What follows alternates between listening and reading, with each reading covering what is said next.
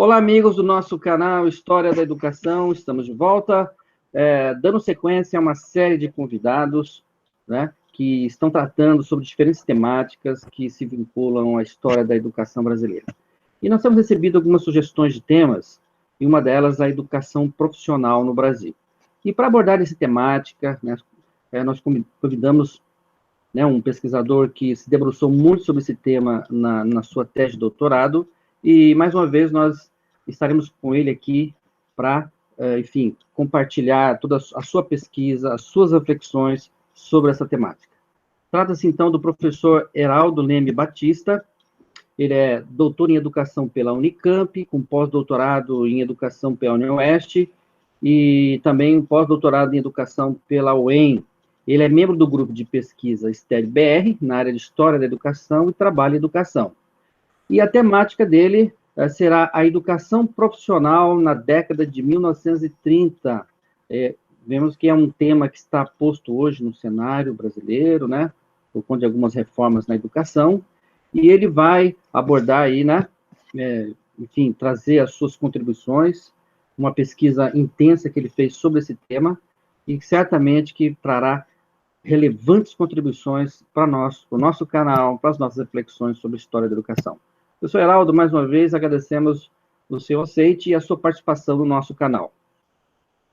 Eu que agradeço o convite para estar participando novamente e, nesta oportunidade, fazer uma exposição aí referente à pesquisa que eu realizei no doutorado na Faculdade de Educação da Unicamp, né? E o título da pesquisa, né, o tema da pesquisa que eu realizei é o IDORT e a questão da educação profissional na década de 30 no Brasil. Né? Trata-se de uma pesquisa que eu realizei em fontes primárias, né, portanto, nos documentos do IDORT, Instituto de Organização Racional do Trabalho. Né? Nesta apresentação, nós faremos uma contextualização histórica, primeiramente, para depois, na segunda parte, fazer uma apresentação sobre a constituição do IDORT, né? E, na terceira parte, as considerações gerais, as considerações finais. Né? Então, a questão da contextualização, né? É importante a gente entender o período histórico, né, em que foi realizada a pesquisa. Né? Nesse período histórico, década de 20, década de 30 no Brasil, as condições de trabalho como um todo eram degradantes. Né? Os trabalhadores, eles organizam, fazem greves, protestos, mobilizações considerados nessa época. Né? Os anarquistas têm uma participação importante nesse processo, né?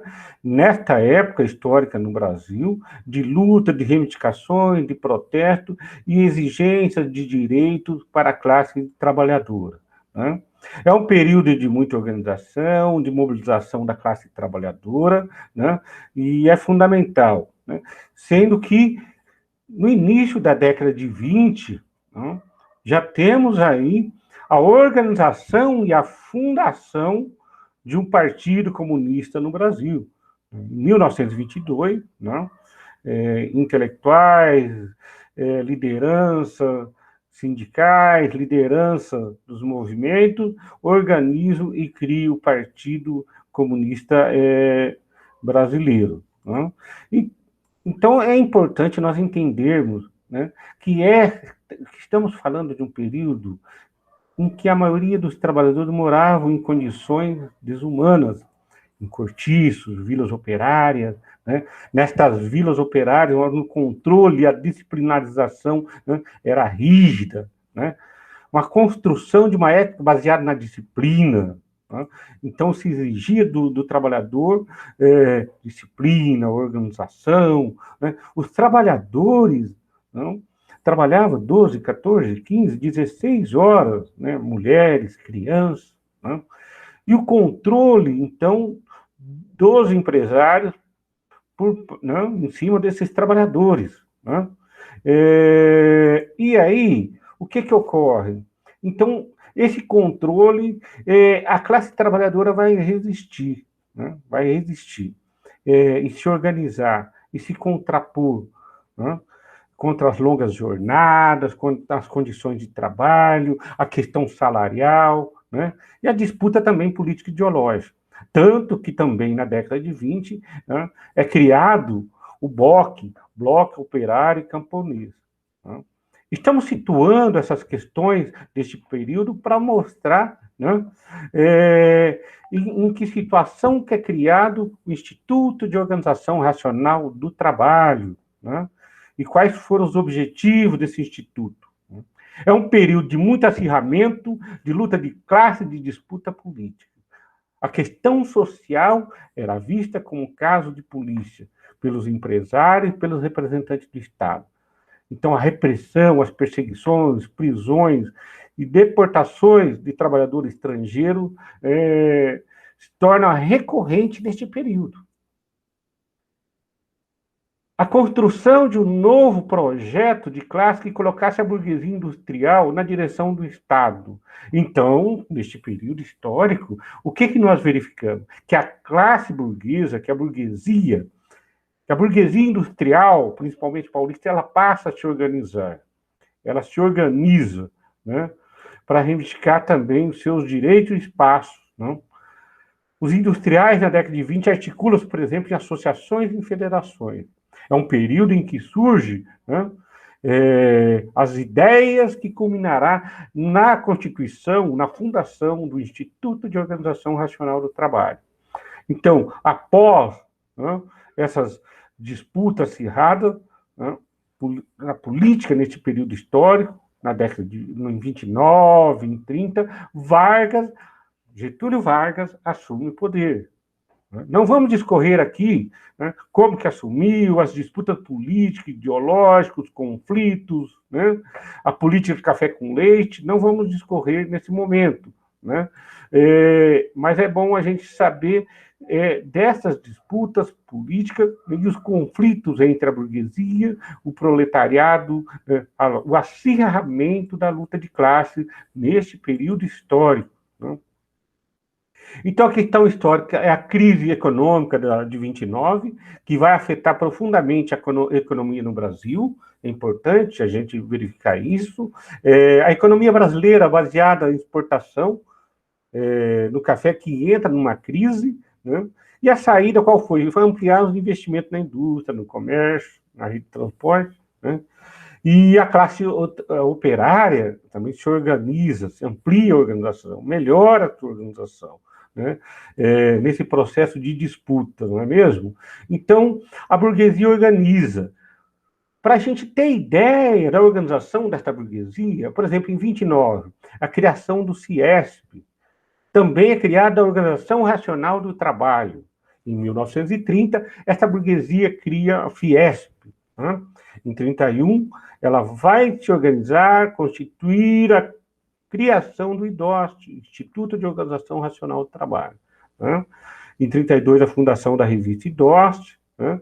E depois, também, em 38, já veio a organização aí da Confederação Nacional da Indústria.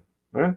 Então, o fortalecimento desta burguesia na sociedade, ela se organiza também para ocupar espaço na sociedade e também para organizar, planejar um projeto de sociedade, né, a partir do seu ideário, dos seus pressupostos.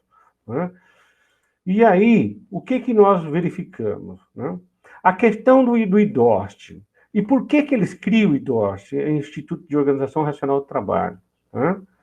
E eu estou falando do IDOST porque é a partir do IDOST que será gestado, planejado, sistematizado a ideia da burguesia industrial paulista e também, a partir daí, todo um planejamento para a questão da educação profissional.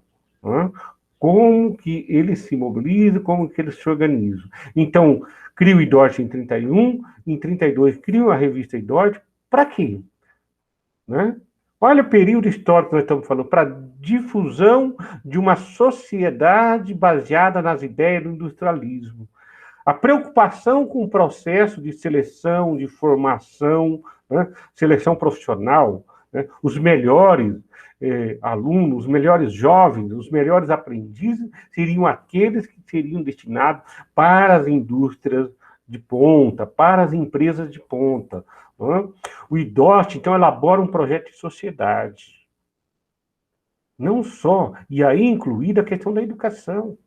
A educação superior, a educação básica, a educação profissional. Tanto que é nesse período que é criada a USP. Nesse período, já em 42, resultado de todo esse planejamento, é criado o Senai. Né? Então, o que ocorre? O projeto do IDOST voltado para a educação profissional. Um projeto de desenvolvimento de sociedade,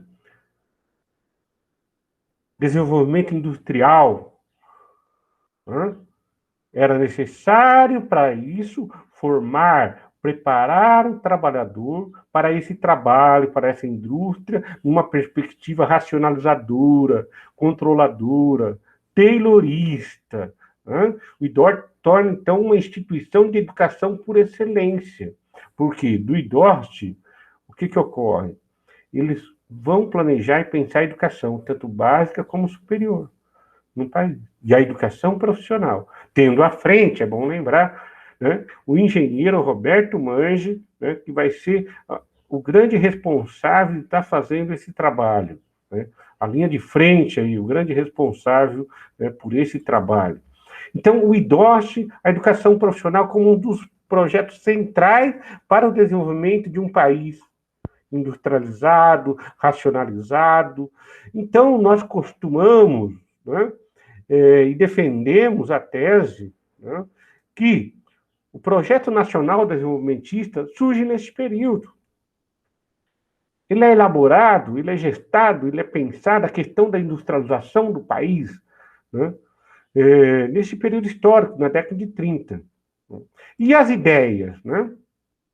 Hoje em dia, né, hoje nós, a questão, o ideário empresarial, a ideologia, né, a questão de cooperação de classe, né, de harmonia, de contribuição, de vestir a camisa, né, no século XXI, né, isso está presente ainda, a questão, né, de tornar-se e ser empregável, né. Mas essa discussão, essas ideias, estão colocadas nesse período histórico, na década de 30. Qual era o discurso dos industriais para os trabalhadores? E que estão presentes em seus documentos, que estão presentes na revista IDOST. Colaboração de classe, cooperação cordial, a paz social, defendia a paz social.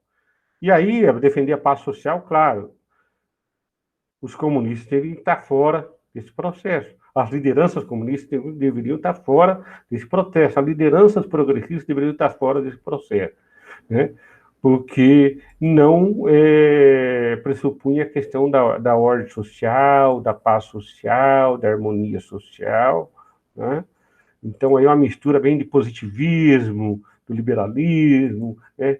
A questão da paz social, da harmonia, como um mecanismo para viabilizar o projeto de racionalização. Então, era preciso amenizar os conflitos sociais, né? Era preciso apaziguar. Na verdade, é o seguinte, era preciso acabar com os conflitos sociais. E as lideranças políticas sociais, né, progressistas, comunistas, tinham que ser extirpadas do meio social, extirpadas do trabalho e da indústria. Esta era a concepção e a visão dos industriais. Então, o IDOST estuda aplicar e difundir os métodos de organização científica do trabalho, tornar a sociedade industrial, industrialismo, né? essa ideia do industrialismo, sociedade industrial, sociedade do trabalho e educação para o trabalho. É importante formar para o trabalho, né? A educação que vai dar acesso ao trabalho, vai dar dignidade ao trabalho, né? Então, esse período, a centralizar as informações, era o objetivo desse instituto, né? que estava presente na revista. Então, defender, sistematizar, justificar, legitimar, divulgar esse pensamento dessa burguesia. Né? Receber e publicar e organizar, né? Artigos, divulgar suas teses, suas ideias. Né? Formar um trabalhador numa perspectiva dócil, numa perspectiva amável, numa perspectiva racionalizadora. Né? Então, dócil, disciplinado, organizado, educado, cooperado, a questão da solidariedade, do espírito coletivo, né? Formação sistemática, constante para os trabalhadores. Né? E esse processo nós iremos falar ainda. Né? Ocorre com as experiências das escolas ferroviárias, formação de educação para os trabalhadores ferroviários desse período histórico. Né? Então, era necessário formar o trabalhador, o idorte às escolas, orientar os jovens desde da tenra idade, desde pequeno, né, os filhos dos trabalhadores para o trabalho. A psicotécnica, então, passa a ser um método, né, infalível de alocação de pessoas em determinadas funções. Né?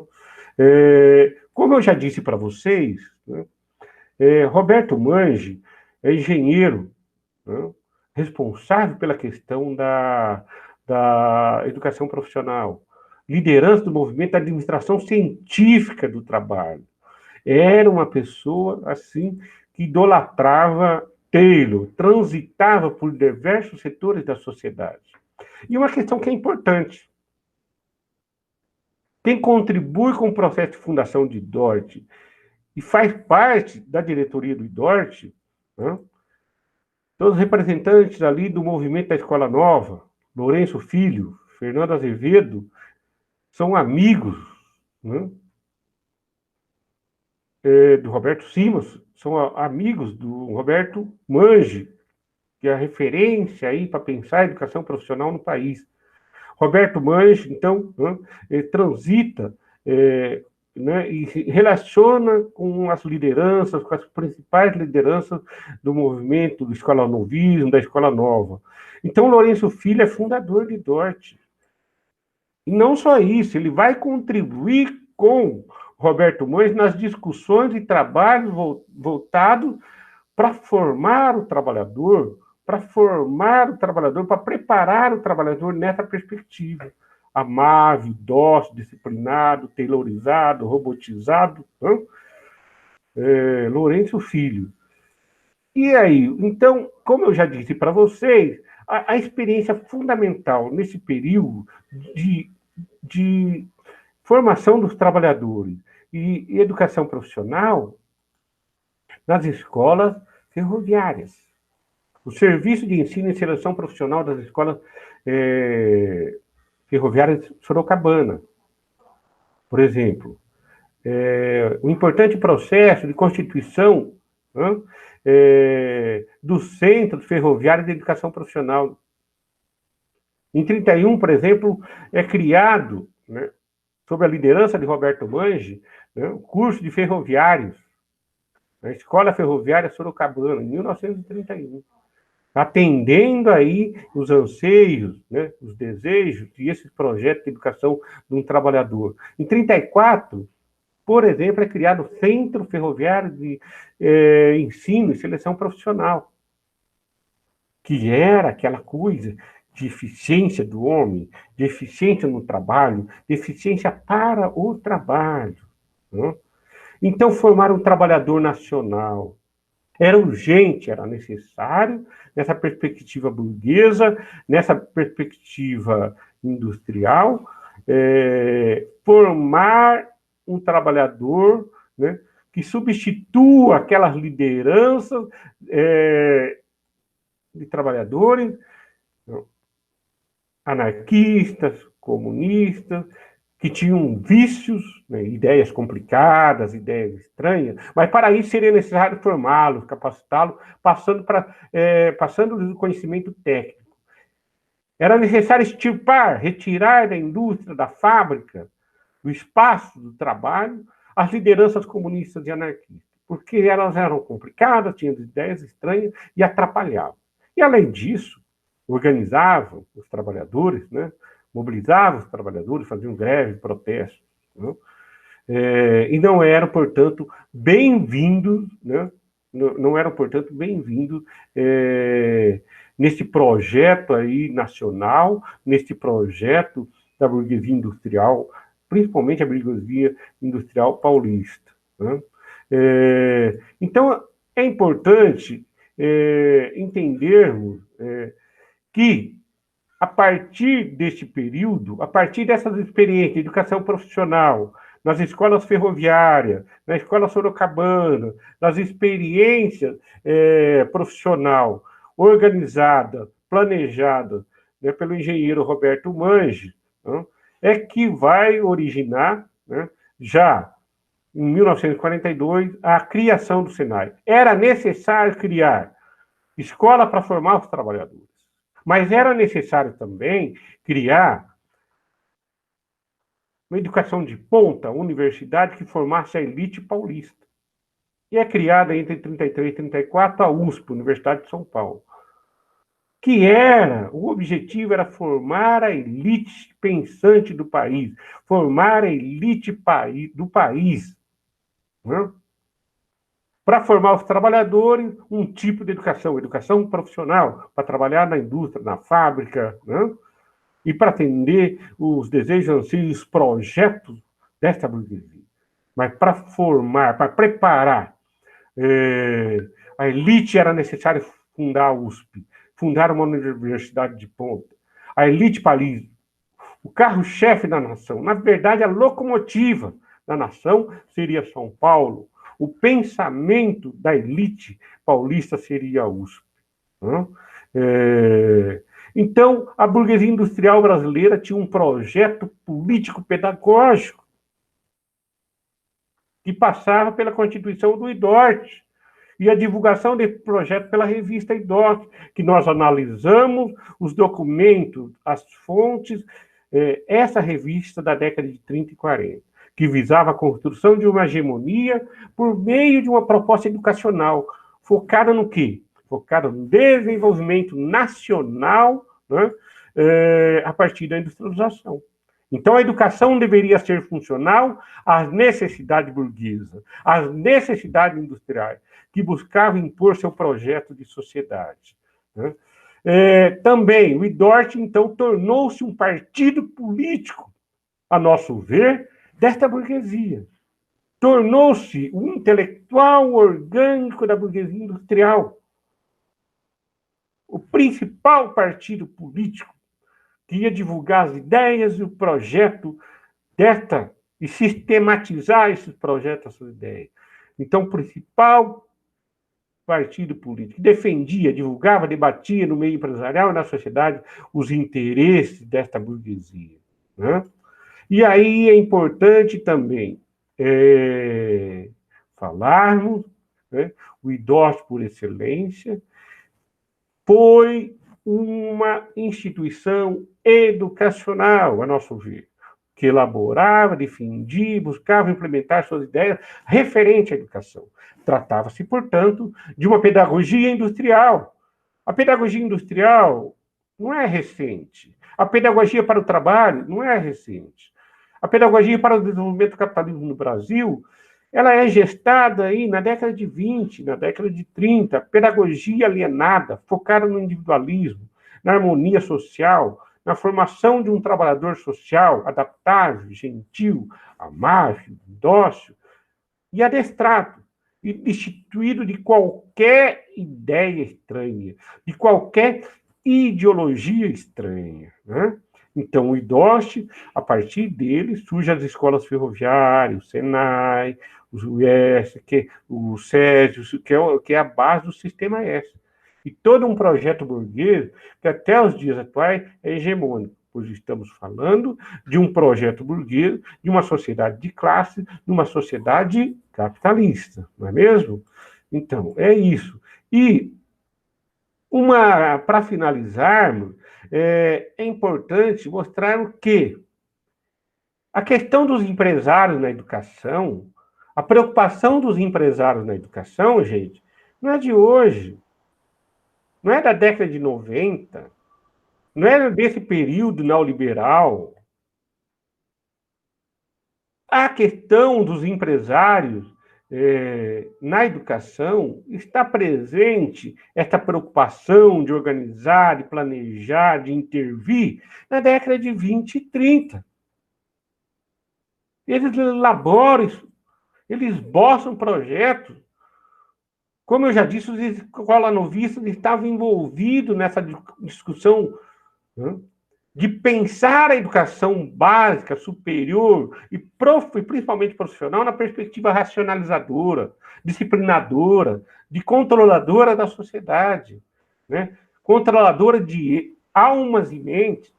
Então, a questão empresarial hoje, né, que existe, e com razão, uma preocupação, pesquisa, de entender cada vez mais, né, essas ideias, né, mercadológicas, né, da educação, está presente já na década de 20 e 30. Né? É isso. Então, esse trabalho, essa pesquisa foi importante para a gente entender essa burguesia, entender essa sociedade, entender as bases e os princípios da educação profissional. Eu agradeço a todos, agradeço a oportunidade, né? E o resultado da pesquisa, né, do doutorado está nesse livro que foi publicado, né, pela editora Autores Associados. Agradeço mais uma vez o convite ao professor João Carlos. Obrigado a todos pela atenção.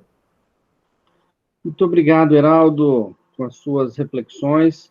E vocês perceberam que o Heraldo, né, fez uma pesquisa, né, muito exaustiva sobre isso, e fica a sugestão, então, do livro dele, e ele vai enviar para nós aqui algumas sugestões. Vamos publicar aqui na descrição aqui deste vídeo algumas sugestões bibliográficas, alguns autores, quem quiser aprofundar mais sobre esse tema, né, entender melhor aí toda essa discussão que ele trouxe, de maneira, né, uma síntese que ele trouxe a respeito dessa temática, e é uma temática que está posta hoje, na educação profissional, hoje, por conta da implementação da reforma do ensino médio, né, e de toda uma ideologia que está ali presente acerca da relação entre educação e trabalho, que, como o Heraldo colocou muito bem, não é uma questão que começou agora, mas ela já tem suas raízes desde os anos 20, anos 30, né, e isso vem se relacionando com a questão da escola pública no Brasil. Professor Heraldo, mais uma vez, muito obrigado pela sua participação no nosso canal, né, trazendo contribuições relevantes para entender, então, esse desafio, né, no campo da história da educação, essa relação educação e trabalho. Professor Heraldo, mais uma vez, muito obrigado pela sua participação. Ok? Eu que Grande agradeço. abraço. Obrigado. Abraço. E voltaremos, então, né, logo na próxima semana, com mais um convidado, né, que vai trazer uma reflexão sobre uma outra temática. E aí, mais uma vez, reforçando, vocês se inscrevam no nosso canal, compartilhem, ajudem a divulgar o nosso trabalho, que o objetivo nesse nosso espaço é contribuir com as reflexões para entender a história da educação brasileira e, claro, também compreender o nosso momento histórico desafiador em torno do papel da escola pública. Grande abraço a todos e até a próxima semana, até o próximo vídeo.